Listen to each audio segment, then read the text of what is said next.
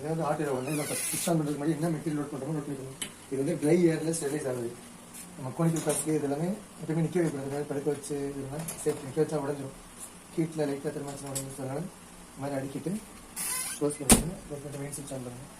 Main ஸ்விட்ச் on பண்ணதுக்கப்புறம் இது மெயினாக நம்ம டிஸ்பிளே வச்சு 110 வச்சுருக்காங்க. இதில் மேக்ஸிமம் ஒர்க்கிங் வந்து ஃபேனு கண்டிப்பாக எப்படி ஆன் பண்ணோடனே ஃபேன் ஆன் பண்ணணும். ஃபேன் ஆன் பண்ணிட்டு இந்த எக்ஸாஸ்ட் ஹோல்ஸ் வந்து ஓப்பனாக வச்சுக்கணும். எப்பயுமே நம்ம ஸ்டார்டிங் ஆன் பண்ணிட்டோமா எப்பயுமே ஓப்பனாக இருக்கும். 2 சைடு இருக்கும்.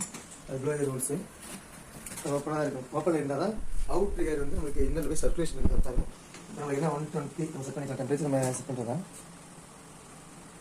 ஸோ நார்மலாக ஒரு இதே ஸ்டடிஸ் பண்ணுறதுக்கு 121 வைக்கணும். இல்லை நமக்கு 150 இருந்தாலும் 150 வச்சுக்கலாம். 200 வரைக்கும் வச்சு ஒர்க் பண்ணிக்கலாம்.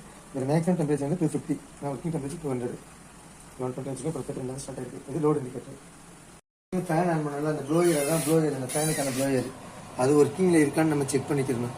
அது ஒர்க் ஆனால் மட்டும்தான் நம்மளுக்கு ப்ராப்பராக டெம்பரேச்சர் ஏறும். அப்படி இல்லைன்னா டெம்பரேச்சர் ரைஸ் ஆகாது. அப்படி தான் இருக்கும்.